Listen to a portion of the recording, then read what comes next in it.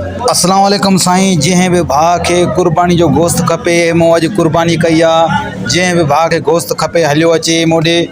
हीअ सकरनि में मूं क़ुर्बानी कई आहे। ॾिसी था सघो हीउ गोश्त ॾिसो तयारु थी वियो आहे। जंहिं बि भाउ खे खपे हलियो अचे। ॾिसो अल्लाह जी राह में मूं क़ुर्बानी कई आहे। अल्लाह पाक क़बूल करे। माशाअल्लाह ॾिसो मूं हीअ क़ुर्बानी कई आहे अल्लाह जी राह में। हीअ परियां ज़ेरा पिया आहिनि, गोश्त आहे। हीअ मुंहिंजा मज़ूर आहिनि, गोश्त सही सेट पिया कनि। जंहिं बि भाउ खे गोश्त खपे हलियो अचे। अल्लाह जी राह में मूं क़ुर्बानी कई आहे। हर एक खे गोश्त ॾिबो। हीअ ॾिसो माण्हू आया आहिनि, ॾिसो केतिरा माण्हू आया आहिनि। हिन सभिनि खे मां गोश्त ॾींदुसि। हिन पासे ॾिसो तव्हां माण्हू ॾिसो केतिरा आहिनि। हीअ ॾिसो तव्हां माण्हू वेठा आहिनि, गोश्त वठणु आया आहिनि सभई माण्हू मूंखां।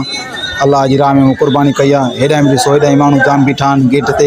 हिन सभिनि खे मां गोश्त ॾींदुसि। अल्लाह पाक क़ुर्बानी मुंहिंजी क़बूल करे।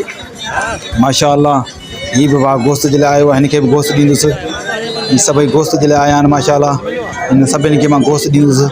अल्लाह ख़ैरु कंदो। अल्लाह पाक मुंहिंजी क़ुर्बानी क़बूल करे। दुआ कयो भाउ मुंहिंजा, दोस्त मुंहिंजा, सभई मुस्लमान भाइरो दुआ कजो। मूं अल्लाह जी राह में क़ुर्बानी कई आहे। सॼो साल महिनत करे कुझु मूं पैसा गॾु कया हुआ, जंहिंमां मूं हिकिड़ो ढोर वरितो, उन मां मूं क़ुर्बानी कई आहे। ऐं अल्लाह पाक मुंहिंजी क़ुर्बानी क़बूल करे। रब पाक खां इहा ई दुआ आहे त रब पाक मुंहिंजी क़ुर्बानी क़बूल करे। हीअ भाउ खिले पियो, हिन खे बि गोश्त ॾींदुसि, सभिनि खे गोश्त ॾींदुसि। हीअ गोश्त हाणे तयारु थी वियो आहे, बसि हाणे आउं विरिहाईंदुसि। महिरबानी, अल्लाह साईं ख़ुशि कंदो तव्हांखे।